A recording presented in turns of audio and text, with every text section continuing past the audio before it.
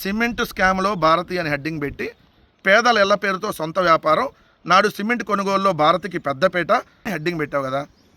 ఇది ఎందుకు రాశారంటే ఈరోజు వార్త, చంద్రబాబు నాయుడు గారు వారి భార్య భువనేశ్వర్ గారు నడుపుతున్నటువంటి హెరిటేజ్ సంస్థ ఇందాపూర్ డైరీ పేరుతో తిరుమలకు సంబంధించి కల్తీ నెయ్యిని సప్లై చేస్తున్నారనేది ఈరోజు దేశవ్యాప్తంగా చర్చ జరుగుతున్నటువంటి నేపథ్యంలో దాన్ని డైవర్ట్ చేయడానికి ఇప్పుడు జగన్ గారి ప్రభుత్వంలో అంట భారతీయ సిమెంట్స్లో ఏదో జరిగిపోయింది, ఏదో స్కామ్ జరిగిందని ఒక తప్పుడు రాత.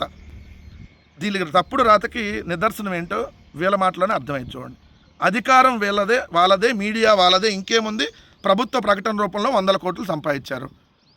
ఇప్పుడు మీరు కదా ప్రభుత్వ ప్రకటన రూపంలో అర్హత లేనటువంటి నీ బూతు పత్రికకి ప్రభుత్వ యాడ్లు ఇచ్చి 100 కోట్ల రూపాయల దోపిడీ జరుగుతుంది, స్కామ్ జరుగుతుంది నీ ఆంధ్రజ్యోతికి కదా, అర్హత లేనటువంటి పత్రికకి. 2, అధికారం వాళ్ళదే, సిమెంట్ కంపెనీ కూడా వాళ్ళదే, ఎదురేముంది, లెక్కకు మిక్కిలి ఆర్డర్లు ఇచ్చి బిజినెస్ పెంచుకున్నారని రాసావు కదా.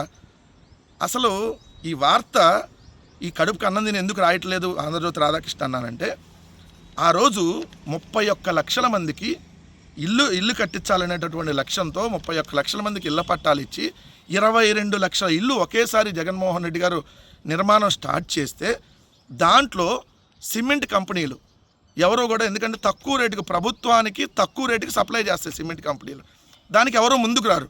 ఏదో తక్కువ ఇస్తామంటే మేము అంతంత ఇవ్వం అంటారు ఎవరైనా, ఎందుకంటే వాళ్ళకి లాస్ కాబట్టి.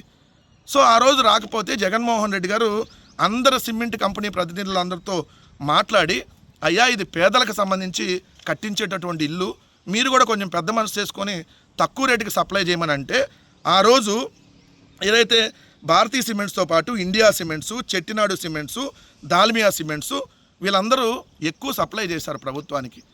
మిగిలిన కంపెనీలు కూడా మొత్తం సప్లై చేసినాయి. చూడండి, వీళ్ళు రాసిన దాన్ని బట్టే మీకు క్లియర్గా దొరికిపోతారు. మొత్తంగా 18 సిమెంట్ కంపెనీల నుంచి 22,64,857 టన్నులు, దాంట్లో భారతీయ సిమెంట్స్ నుంచి 3,31,000 టన్నులు మాత్రమే కొనుగోలు చేశారు. అయితే బస్తాకు ₹3 ఎక్కువగా చెల్లించారు అని రాశారు. అంటే ₹228 పీపీసీ రకానికి, ఓపీసీ రకానికి ₹238. కానీ మార్కెట్ ధర ఎంత ఉంది? ఓపీసీ రకం ₹280 ఉంది, పీపీసీ రకం సిమెంట్ బస్తా ₹330 ఉంది ఆ రోజు మార్కెట్ ధర. మరి ₹280 ఉన్నదాన్ని ₹228కో, ₹330 ఉన్నది ₹235కో కొనుగోలు చేస్తే తక్కువ కొనుగోలు చేసినట్ట, ఎక్కువ కొనుగోలు చేసినట్ట? ఓ బూతు కిట్టు, కడుపుకి అన్నం తినకుండా అశుద్ధం తినే బూతు కిట్టుని అడుగుతా ఉన్నా. సిట్టింగ్ కొద్దిగా తగ్గితే వార్తలు కరెక్ట్గా వస్తాయి. రోజు తప్పుడు ప్రచారం,